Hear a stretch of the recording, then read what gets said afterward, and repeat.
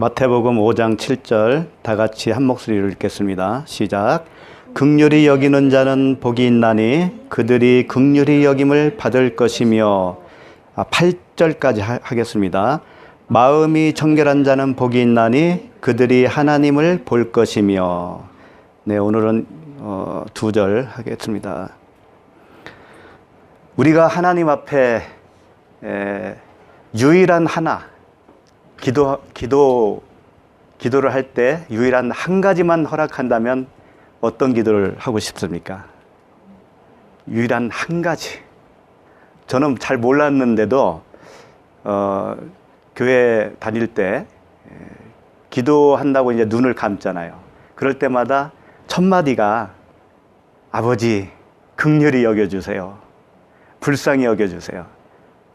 그게 제일 먼저 나왔어요. 그게 무슨 뜻인지도 몰랐는데도 그랬어요. 그저 눈만 감으면 긍휼히 여겨주세요. 그걸 그렇게 했는데 이 마태복음에 그 말씀이 있더라고요.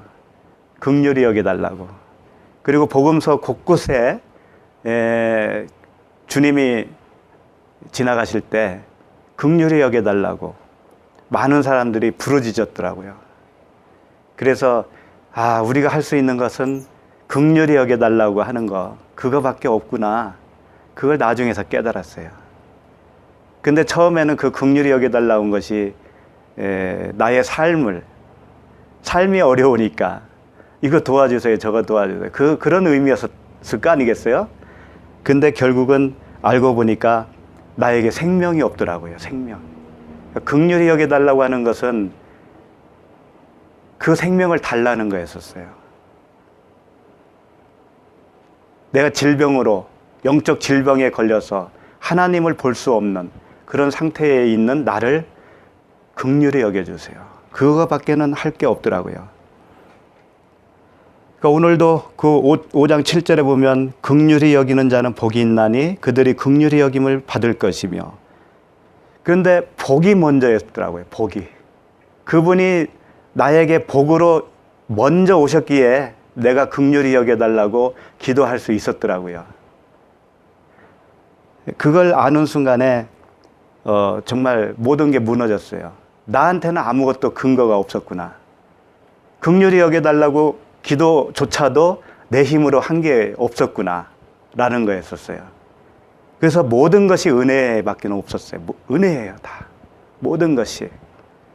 그래서 그 많은 그 복음서를 보면 그 불쌍히 여겨달라고 하는 그 말씀이 많아요.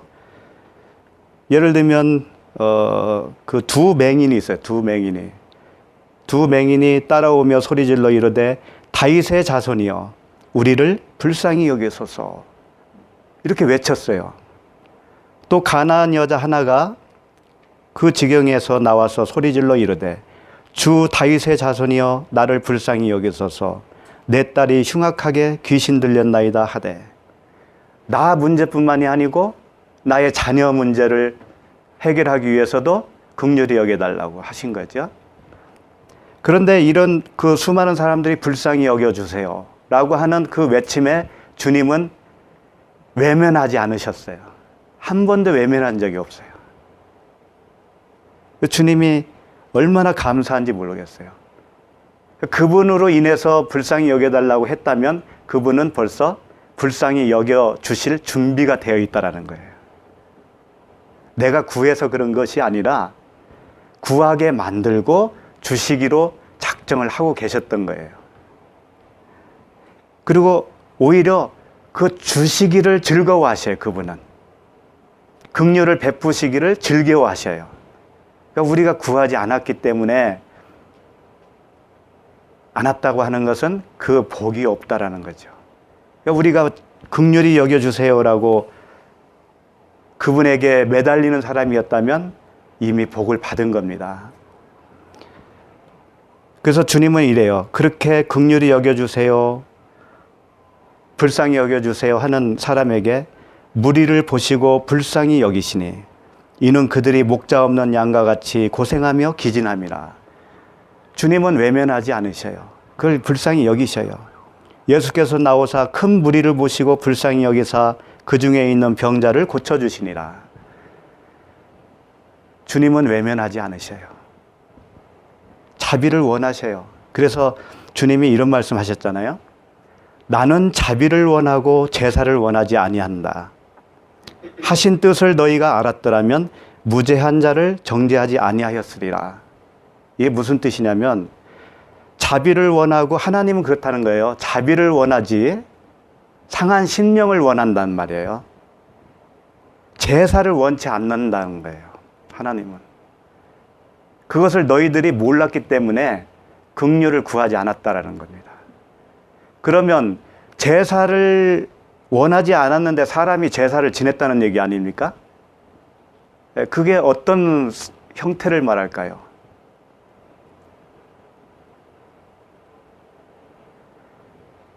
자기가 자비를 받아야 할 자인 줄을 모르잖아요. 그러면 하나님께 제사를 드려요.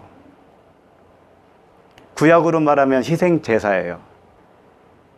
오늘날로 말하면 뭘까요? 하나님께 내가 무엇인가를 내 행동으로 바쳐서 그분께 영광 돌리는 것이 제사입니다. 굉장히 좋은 거 아니겠어요? 그런데 사도 바울은 육체와 함께 정욕과 탐심을 십자가에 못 박았다 그랬잖아요. 그 탐심이 에피두미아예요. 그 희생제사를 드리다, 그런 뜻이란 말이에요. 그걸 십자가에 못 박았다는 거예요. 자비를 원한다고, 자비를 원해야 된다고 하는 자신을 발견한 사람은 결코 제사를 드릴 수가 없어요. 왜? 내 제사를 그분이 받을 리가 없다라는 것을 이미 알았기 때문에 그래요. 그래서 주님이 그런 말씀하신 거죠. 인자가 온 것은 섬김을 받으려 함이 아니라 도리어 섬기려 하고 자기 목숨을 많은 사람의 대속물로 주려 함이니라. 주님은 이 땅에 우리를 대속하기 위해서 오셨으니까 섬겨주시고 목숨을 내놓는 것이 당연하다고 생각하지만 하나님은 안 그러실 거라고 생각하시는 거예요. 우리 사람들이. 예수님은 당연히 섬기러 오셨고 하나님은 우리를 섬기는 자가 아니고 이제 우리에게 섬김을 받아야 할 대상으로 착각을 한다니까요. 오늘날 우리들도. 그러나 하나님은 그때나 지금이나 변함이 없는 거예요. 우리에게 섬겨주시는 분이에요. 하나님은. 사랑은 내리사랑이에요. 우리가 하나님을 사랑한다고 할 때 우리는 결코 사랑할 수 없습니다. 사랑을 받는 자가 되는 거예요. 사랑을 받으면 내가 하나님을 사랑하는 게 아니고 하나님이 원하시는 것을 하게 되는 거예요. 내리사랑이니까 나도 누군가에게 사랑을 흘려줘야 되잖아요. 하나님을 사랑한다는 것은 바로 다른 사람에게 그 사랑을 흘려주는 걸 말하는 거예요. 하나님은 우리에게 공급해주는 분이시지 우리에게 받으시는 분이 아니라니까요. 그분이 뭐가 부족해서 우리에게 받으시겠어요. 엄마가 아이를 낳고 우유를 빠는 아이에게 뭘 원하겠어요. 엄마가 섬겨주는 것을 잘 받아먹고 성장하기를 바라는 거 아니겠어요? 그거 똑같아요. 하나님은 우리에게 뭘 받으시는 분이 아닙니다. 절대. 그렇다고 오해하지 마세요. 그럼 헌금도 하지 말고 봉사도 하지 말고 그렇게 또 적용을 하면 아직 어린아이입니다. 시편에서도 이런 말씀하셨죠. 하나님께서 구하시는 제사는 상한 심령이다. 그 희생 제물을 원하는 게 아니고 상한 심령이야. 그 상한 심령이 뭐겠어요? 나에게는 생명이 없다라는 거 안 거예요. 그분이 주시는 그 생명을 받아야만이 살 수 있다라는 것을 절실하게 깨달은 그런 상태를 말하는 거죠. 하나님이여 상하고 통회하는 마음을 주께서 멸시하지 아니하시리이다. 상하고 통회하는 마음을 주께서 멸시하지 않아요. 그걸 받으시기를 원하시기 때문에 그래요. 그래서 주님은 우리를 자비를 베푸시기를 원해요. 긍휼을 베푸시기를 원해요.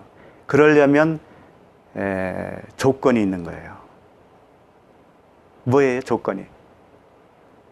긍휼히 여겨달라고 내가 먼저 요청을 해야 되는 거예요. 근데 그 요청을 할 수 있도록 마음을 주신 분은 그분이라니까요. 그것을 주님이 비유로 설명을 해 주셨거든요. 그 비유를 한번 보면서 하나님의 마음을 좀 더 헤아렸으면 좋겠어요. 누가복음 10장 25절로 가겠습니다. 누가복음 10장 25절. 어떤 율법 교사가 일어나 예수를 시험하여 이르되 선생님, 내가 무엇을 하여야 영생을 얻으리까? 어떤 율법 교사가 주님 앞에 시험하여 이른 말씀을 건 거예요. 말을 걸어온 거예요. 율법 교사는 뭐겠어요? 율법 아래에 있는 사람이에요. 아직 그 믿음이 뭔지를 몰라요. 계시될 믿음에까지 율법 아래에 갇혀 있는 사람들이 율법 교사예요. 멀리 있는 게 아닙니다. 그 믿음이 뭔지를 모르는 사람이 율법 교사가 되는 거예요. 그 사람은 예수를 항상 시험하게 되어 있어요. 그냥 하나님을 시험하고 있는 상태예요. 그렇게 있는 것 자체가. 그래서 하나님 말씀을 다 오해해서 받고 있는 상태예요. 그걸 율법적인 사고방식이라고 말할 수가 있죠. 율법적인 사고방식으로 있는 그 상태가 하나님을 시험하고 있는 상태입니다. 시험하여 이르되 선생님, 내가 무엇을 하여야 영생을 얻으리까? 영생을 얻는다는 것은 나름대로 알고 있을 거예요, 이 율법 교사가. 그러나 예수님이 뭐라고 하시나 시험하는 거죠. 예수님이 잘 알고 있는 건가, 자기하고 생각이 같은가? 26절. 예수께서 이르시되 율법에 무엇이라 기록되었으며 내가 어떻게 읽느냐? 율법에 뭐라고 기록해 있는데 너 그거 잘 알 거 아니냐? 27절. 대답하여 이르되 내 마음을 다하며 목숨을 다하며 힘을 다하며 뜻을 다하여 주 너의 하나님을 사랑하고 또한 내 이웃을 내 자신과 같이 사랑하라 하였나이다. 이게 율법의 요점은 맞아요. 잘 대답한 거예요. 그래서 28절에 예수께서 이르시되 내 대답이 옳도다. 이를 행하라. 그러면 살리라 하시니. 그래, 네가 대답은 잘했다. 그런데 네가 지금 대답한 말에 진의를 알고 있냐? 이런 뜻이에요. 진의를 알고 행하면 만족이다. 너 영생이야. 그런 뜻이란 말이에요. 그런데 29절 보세요. 29절 보면 그 사람이 자기를 옳게 보이려고 예수께 여짜오되 그러면 내 이웃이 누구니까? 27절에서 하나님을 사랑하고 내 이웃을 내 자신과 같이 사랑하라 자기가 말해놓고서는 그럼 이웃이 누굽니까? 그럼 율법 교사가 이웃이 누군지를 알았다라는 거예요? 모르고 있다라는 거예요? 모르고 있는 거잖아요. 이웃을 사랑하는 것이 율법인데 그 이웃이 누구냐고 묻는 거 아닙니까 지금? 그러니까 자신도 이웃을 사랑했다는 거예요? 안 했다는 거예요? 안 하고 있었다는 얘기지. 이웃이 누군지도 모르고 있었다니까요. 율법 교사가. 그러니까 자기를 드러낸 거죠. 이미. 27절을 한번 다시 보겠습니다. 27절. 이게 진의가 뭐냐면 대답하여 이르되 내 마음을 다하며 목숨을 다하며 힘을 다하여 뜻을 다하여 하나님을 사랑하는 것이 율법이다 이겁니다. 그러면 어떻게 하는 게 하나님을 사랑하는 거예요? 마음을 다하고 힘을 다하고 이게 뭐예요? 목숨을 다하고 한다는 게 뭐예요 이게? 그렇게 죽도록 죽을 힘을 다해서 하나님께 어떻게 하라는 거예요? 희생제사를 드리라? 율법 조항을 다 지키는 거잖아요. 그 사람들은 그렇게 생각한 거예요. 그래서 율법 조항을 열심히 지켜서 하나님을 사랑한다고 하면서 한 거예요. 근데 이 말씀의 진의는 그게 아닌 거예요. 내 마음을 다하고 목숨을 다하고 힘을 다한다는 얘기는 바꾸는 거예요. 하나님 사랑과 내 마음, 내 힘, 이것과 바꾸는 걸 얘기하는 거라고요. 내 마음, 내 뜻, 내 힘은 아니구나. 아시겠죠? 내 목숨은 이게 생명이 아니구나. 그러니까 그 사랑이신 하나님을 받아야 되잖아요. 바꿔야 되는 거예요. 결국은 뭐예요? 십자가의 죽음을 말하는 거죠. 그걸 모르면 열심히 내가 죽을 힘을 다해서 하나님께 그 율법을 지키는 걸로 나아갈 수밖에 없어요. 그렇게 하고 망하는 겁니다, 그건. 그러니까 목숨, 힘, 내 마음은 하나님을 사랑할 수 있는 마음이 아니기 때문에 그걸 버리고 하나님의 사랑을 요구하는 거예요. 긍휼을 베풀어 주세요. 이렇게 나가야 된단 말이에요. 그래서 주님이 뭐라고 하신 거예요? 상한 심령. 그것이야말로 바른 제사다라고 하신 거예요. 그걸 몰랐기 때문에 너희들이 결국은 나를 죽인 거 아니냐. 그런 말씀이죠. 그러니까 율법 교사가 지금 영생이 무엇이냐고 물어본 거죠. 그랬더니 율법에 기록한 대로 네가 잘 행해봐. 그런 거죠. 그런데 이 율법 교사는 아직도 무슨 뜻인지 모르는 거예요.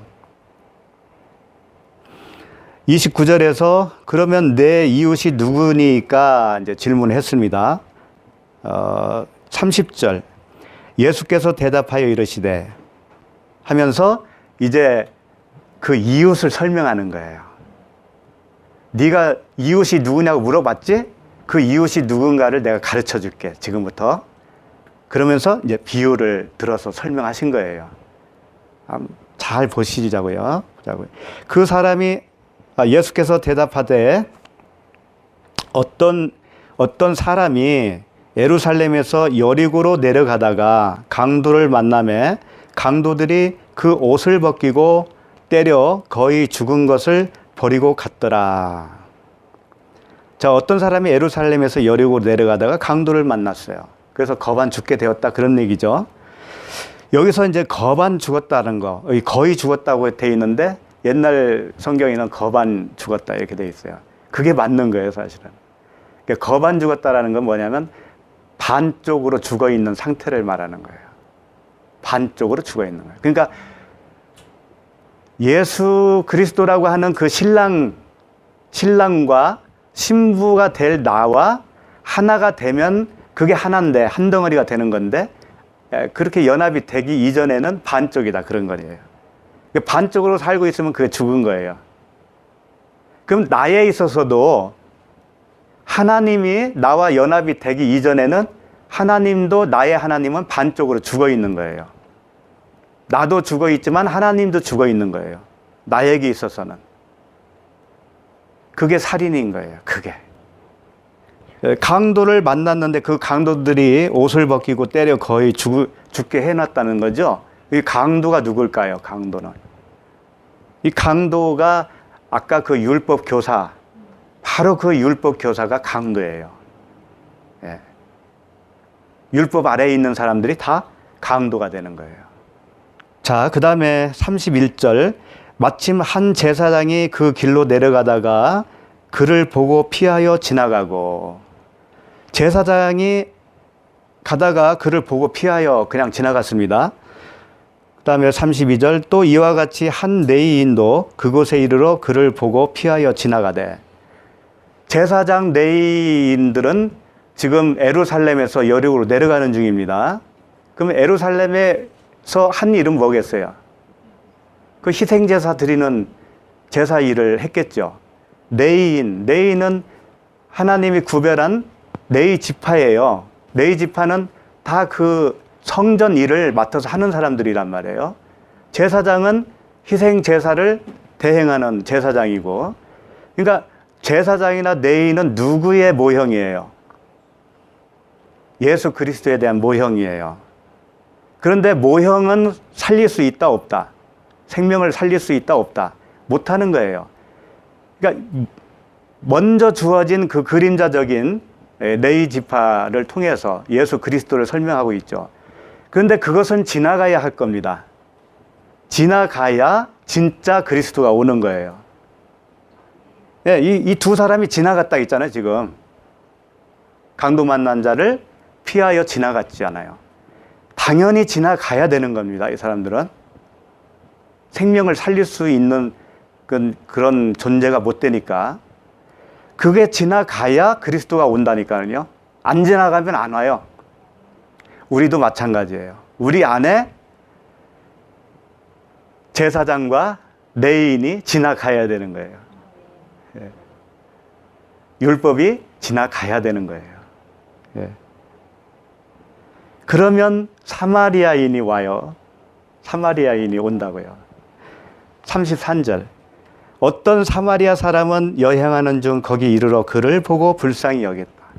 드디어 반쪽으로 죽어있는 강도 만난 자를 보고 불쌍히 여기는 사람이 나타난 거예요. 근데 왜 사마리아인으로 묘사를 했을까요? 이왕이면 유대인이나 좀 그럴싸한 사람들이 불쌍히 여기는 자로 나오면 좋겠는데 왜 하필이면 사마리아인이 불쌍히 여김을 베풀 수 있는 사람으로 등장하냐 이거예요. 사마리아는 예루살렘 그 유대인과 이 원수지간이에요. 항상 적대 관계를 가지고 있습니다. 사마리아는 이제 혼혈 족속들이 많이 사는 사마리아 여인이 살고 있었잖아요, 거기에. 그러니까 유대인과 서로 대치하고 있는 그 사마리아. 그러면 서로 간의 원수죠? 서로 간의 원수 관계예요. 예수님이 자기 땅에 오매 자기를 영접했다고 그랬어요? 안 했다고 그랬어요? 안 했다고 그랬죠? 영접 안 하면 뭐예요? 원수 관계 아닙니까? 그렇죠? 원수 관계이고 이방인이 되는 거예요, 서로가. 예수님이 자기 땅에 왔어요. 유대인이라고 하는 이스라엘 백성들이라고 하는 자기 땅에 왔는데 알아보는 사람이 하나도 없네? 그러니까 예수님 자신이 이방인이 돼버리는 거예요, 이방인이. 그러니까 유대인과 적대 관계가 돼버린 거예요. 영접하는 자가 없으니까. 그와 똑같은 거예요. 그걸 대조적으로 설명하는 거예요. 유대인과 대척점에 있는 사마리아인을 등장시켜서 예수 그리스도라고 하는 모형으로 설명을 하고 있는 거예요. 그러니까 원래 예수님은 이스라엘 사람들이 영접하지 않았기 때문에 원수가 된 거잖아요. 그와 똑같은 거라고요. 그러니까 우리도 마찬가지입니다. 육신의 생각은 하나님과 뭐라고 그랬어요? 원수가 된다고 그랬잖아요. 그러니까 원수가 오는 거예요, 원수가. 그럼 너희가 원수를 사랑하라고 할 때는 무엇을 말한 걸까요? 하나님을 사랑하는 걸 말하는 거예요. 그러나 우리가 스스로 하나님을 사랑할 수는 없잖아요. 그러니까 내가 죽는 수밖에 없지. 그분에 의해서. 그러면 이제 그 원수지간이 끝나는 거예요. 내가 죽어야. 33절에서 어떤 사마리아 사람은 여행하는 중 거기 이르러 그를 불쌍히 여겼다 그랬습니다. 34절 가까이 가서 기름과 포도주를 그 상처에 붓고 싸매고 자기 짐승에 태워 주막으로 데리고 가서 돌보아 주니라.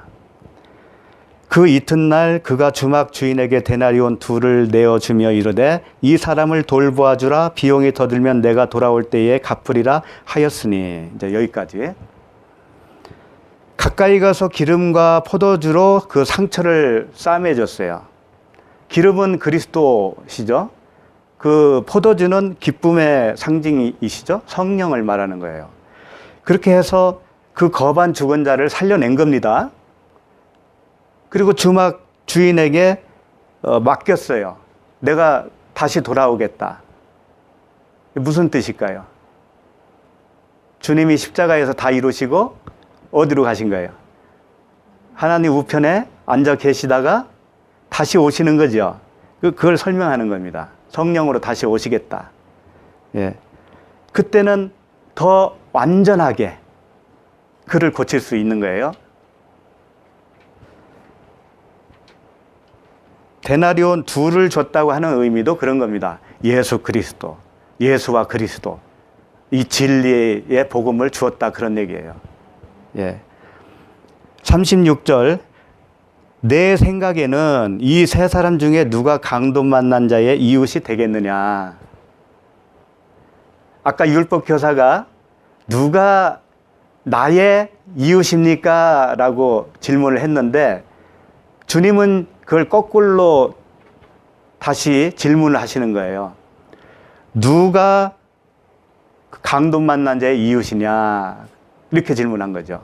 그랬더니 이르되 자비를 베푼 자니이다. 예수께서 이르시되 가서 너도 이와 같이 하라 하시니라 그랬어요.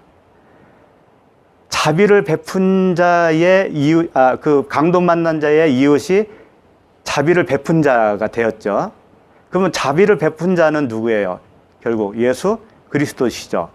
그러면 그 율법 교사의 이웃은 누구란 얘기예요? 그렇지, 예수 그리스도가 되는 거예요.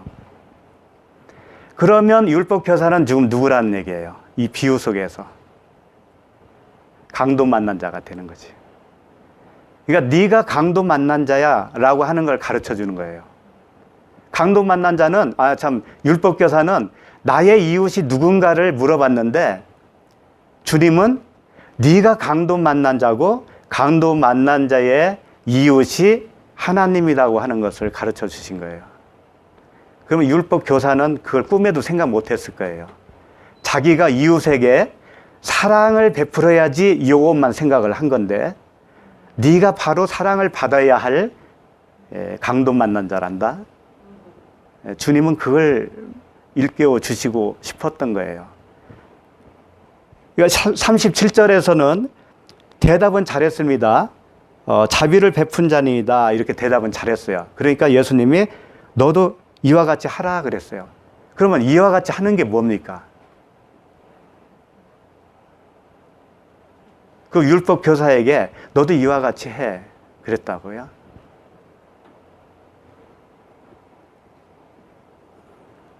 이와 같이 하라고 하니까 우리는 뭔가 또 해야 할 걸로 이렇게 생각을 하죠. 율법 교사가 이제 거반 죽은 자잖아요. 거반 죽은 자가 또 뭘 해야 되는 걸로 이게 붙들게 되는데 그런 의미가 아니고요. 원어로 보면 조금 달라요. 뉘앙스가. 이와 같이 하라 할 때 이 포이에오라고 하는 단어인데 그렇게 될 거야 그런 얘기예요. 그렇게 너도 만들어질 거야 그런 거예요. 그러니까 네가 거반 죽은 자라고 하는 것을 시인하잖아. 그러면 네가 그 선한 사마리아인에게 상처를 싸면 받고 고침을 받게 될 거야. 그 말씀이라고요. 그러니까 얼마나 차이가 커요. 율법 교사는 내가 지금 이웃이 누군가만 알면 그 이웃을 사랑해 버릴 거야. 그 자기 의에 사로잡혀 있는 거예요. 근데 예수님은 네가 죽은 자야 이놈아. 네가 그 이웃 예수 그리스도에게 사랑을 받아야 할 놈이야 이놈아. 그거 너 알면 너도 사랑받는 거야. 너도 치유가 되는 거야. 너도 구원받는 거야. 그런 말씀이에요. 예. 그러니 우리는 요청할 게 뭐가 있어요? 긍휼을 베풀어 주세요. 그거밖에 할 게 없어요, 우리는. 그리고 마태복음 22장 37절에 보시면 한번 찾아보죠. 마태복음 22장 37절. 마태복음 22장 37절에 보면 예수께서 이르시되 내 마음을 다하고 목숨을 다하고 뜻을 다하여 주 너의 하나님을 사랑하라 하셨으니 이게 율법입니다. 율법에 기록된 대로예요. 이것이 크고 첫째 되는 계명이요. 이게 첫 번째 계명이라는 거죠. 둘째도 그와 같으니 내 이웃을 내 자신과 같이 사랑하라 하셨으니 이 두 계명이 온 율법과 선지자의 강령이니라. 율법이 말하는 게 두 가지로 요약을 한 겁니다. 간단하게 말하면 하나님 사랑과 이웃 사랑이에요. 그런데 39절에 보면 둘째도 그와 같으니 그랬잖아요. 첫째나 둘째나 같다라는 얘기잖아요. 그러니까 계명은 하나라는 거예요. 하나. 둘로 요약은 했지만 같은 거니까 하나라는 거예요. 내 이웃이 누구예요? 그리스도라고 그랬잖아요. 네. 우리의 이웃이 그리스도라니까요. 그리스도는 하나님이시잖아요. 그러니까 하나님 사랑, 그리스도 사랑하는 것이 온 율법과 선지자의 강령이라는 거예요. 그럼 우리가 사랑하는 게 뭘까요? 우리가 사랑하는 건 뭐냐면 그 사랑을 받는 게 사랑이에요. 하나님의 섬겨주심을 내가 받는 게 내가 하나님을 사랑하는 거예요. 왜 그럴까요? 말씀을 내가 말씀 앞에 내 자신이 죽고 그 말씀을 받아들이는 것이 순종이거든요. 그와 같이 사랑을 받는 것이 사랑하는 거예요. 네. 그렇게 아시면 돼요.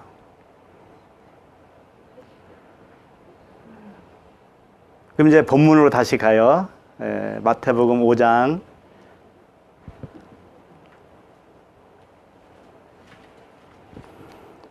마태복음 5장 8절. 그런데 잘 생각해 보세요. 그리스도가 우리의 이웃이잖아요. 그럼 나에게 그리스도가 계셔요.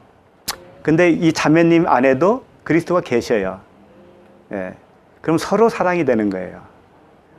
그래서 요한 1서, 요한 2서 같은 그쪽으로 가시면 서로 사랑하라. 이게 처음부터 있던 계명이다 이렇게 말씀하셔요. 새 계명이라고 말씀을 해놓고 이게 처음부터 있었던 계명인데 사실은 서로 사랑이 계명이다 그게. 그런 거예요. 그러니까 하나님 사랑, 이웃 사랑은 결국 그리스도의 사랑이고 그리스도의 사랑은 우리 서로 사랑인 거예요. 네. 서로 사랑합시다. 예. 예.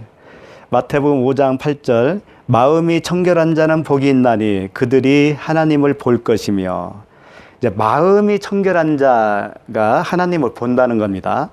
그러니까 무조건 하나님을 보려면 마음이 청결해야 돼요. 네. 뭐 빗자루를 하나씩 가지고 다니든지 진공청소기를 하나씩 가지고 다니든지 해서 마음을 깨끗이 하세요. 그러면 하나님을 본다는 거죠. 근데 그 마음이 그 마음이겠어요? 예? 만물보다 부패한 것이 뭐라고 그랬어요? 사람의 마음이에요. 근데 마음을 어떻게 깨끗하게 하냐고요? 새 마음을 얘기하는 거예요. 새 마음. 이 청결한 마음은 새 마음밖에 없어요. 이 헛 마음은 깨끗한 마음이 아닙니다. 그래서 헛 마음과 그 새 마음을 바꿔야 되는 거예요. 뭐 사실 바꾸는 것도 아니야. 그냥 그 새 마음이 들어오는 거지. 그래서 이 마음, 정말 그 청결한 마음은 누구만 있냐면요, 예수님만 있어요. 예수 그리스도만 있는 거예요. 그러니까 그분에 있는 그 마음을 우리에게 넘겨주셨을 때 비로소 나도 청결한 마음을 갖게 되는 겁니다. 이것은 그 옛말에도 있죠. 법 없이도 살만한 사람들, 착하고 도덕적으로 바르고 그런 사람들 많이 있죠. 그런데 그 사람들도 새로운 마음을 갖지 않으면 그건 그냥 부패한 거예요. 사람이 보기에 좋아 보여도 그 부패한 마음이에요. 그러니까 성경적인 청결한 마음 할 때는 세상에서 기준하는 것과는 다른 겁니다. 전혀 달라요. 주님이 이랬어요. 나의 마음은 온유하고 겸손하니 그랬습니다. 주님의 마음은 깨끗한 마음, 청결한 마음인데 마음이 온유하고 겸손하다라고 표현을 하신 거예요. 주님만 깨끗한 마음이에요. 그리고 이런 말씀도 있어요. 너희 안에 이 마음을 품으라. 곧 그리스도 예수의 마음이니. 곧 그리스도에 있는 그 마음만이 우리가 품어야 할 마음이에요. 그 마음만 청결한 마음이 되는 거죠. 그러니까 우리가 옛날에 가지고 태어났던 나의 마음들 있죠? 요것을 잘 개선해서 깨끗하게 닦고 깨끗하게 청소해서 주님 앞에 나아가려고 한다고 하면 넌센스예요. 그건 아니라고요. 그것은 버려져야 할 거예요. 예. 그래서 에베소서에서는 이렇게 표현하고 있어요. 그들의 총명이 어두워지고 그들 가운데 있는 무지함과 그들의 마음이 굳어짐으로 말미암아 하나님의 생명에서 떠나 있도다. 예. 그 하나님의 넣어주시는 마음이 없다면 그건 하나님을 떠나 있다라는 거예요. 굳어진 마음, 총명이 어두워진 마음이라는 거예요. 이 세상 사는 데는 길고 날아도 그 마음은 하나님과 관계없는 마음이다. 그런 얘기죠. 그래서 그 유명한 말씀을 제가 한번 읽어 드릴 테니까 이게 어떻게 알고 있으셨는지를 한번 생각해 보세요. 마태복음 6장 19절인데요. 너희를 위하여 보물을 땅에 쌓아두지 말라. 거기는 좀과 도둑이 해하며 도둑이 구멍을 뚫고 도둑질하느니라. 오직 너희를 위하여 보물을 하늘에 쌓아두라. 거기는 좀이나 동록이 해하지 못하며 도둑이 구멍을 뚫지도 못하고 도둑질도 못하느니라. 요 두 절 말씀인데요. 이제 부흥 강사님들이 주로 잘 인용하는 말씀 중에 하나예요. 보물을 어디다 쌓으라고요? 하늘에 쌓아라. 땅에다 쌓지 말아라. 이건 강도 만날 수도 있고 사고 나서 다 날릴 수도 있고 막 그러잖아요. 그러니까 너 가진 거 있으면 빨리 하늘에 쌓아. 그럼 하늘에 쌓는 게 어떻게 쌓는 거예요? 교회 헌금하면 그게 하늘에 쌓는 겁니까? 하늘에 쌓은 건데 왜 목사님들이 다 챙겨가지?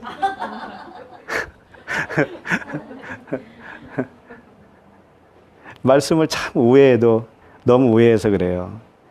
이게 무슨 말이냐면 너희를 위하여 보물을 땅에 쌓아두지 말라. 이게 뭐냐면은 땅적 보물을 너희 안에 쌓지 마. 그런 뜻이에요. 보물은 보물인데 보물이 뭔지는 지금 얘기가 안 나왔잖아요. 그러니까 땅적 보물을 네 안에 쌓지 마.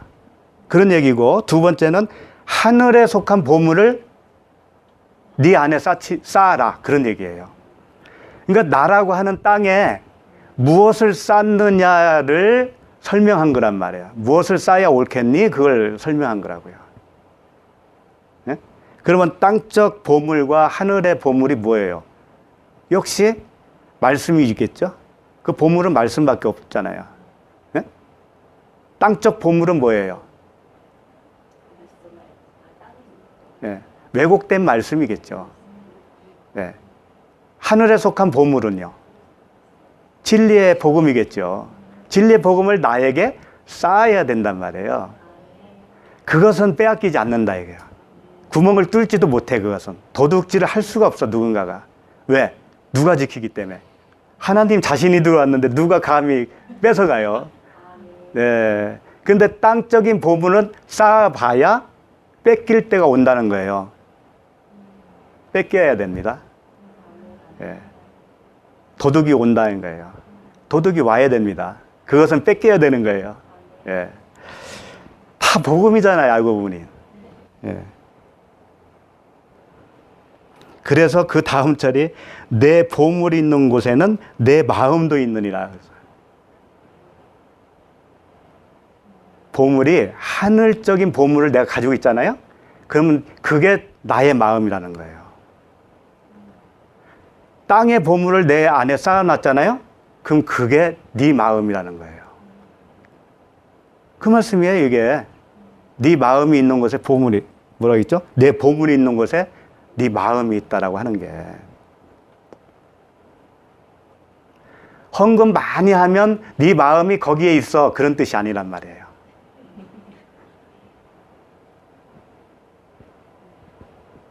그러니까 지금 마음에 대해서 우리가 보고 있잖아요. 마음이 청결한 자. 그 마음이 땅에 속한 마음이냐, 하늘에 속한 마음이냐? 하늘에 속한 마음이 청결한 마음이 되는 거예요. 하늘에 속한 마음만. 그 마음은 어떻게 오냐면 말씀을 타고 오는 거예요. 진리의 말씀을 타고 오는 거예요.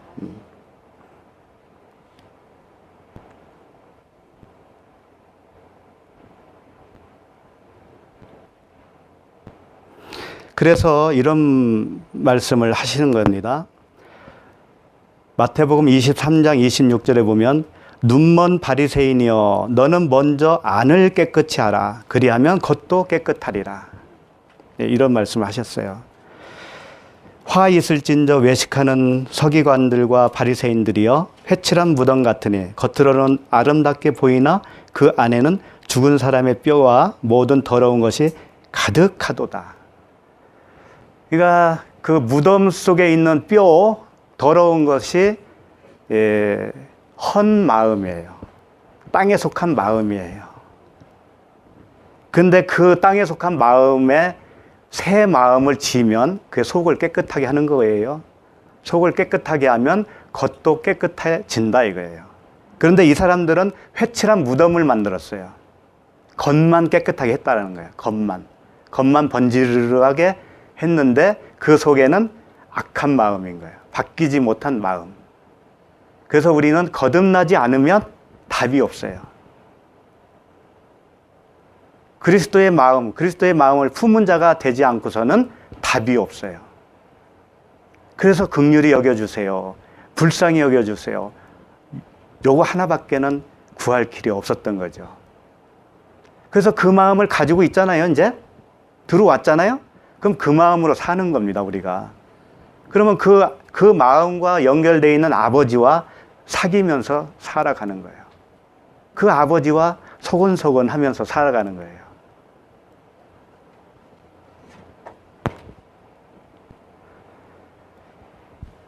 그래서 이게 어떻게 되는 거냐면 에베소 5장 26절에 보면 이는 곧 물로 씻어 말씀으로 깨끗하게 하사 거룩하게 하시고 이 말씀을 하셨는데 물로 씻어 말씀으로 깨끗하게 한다는 거예요. 그게 새 마음이 지어지는 거예요.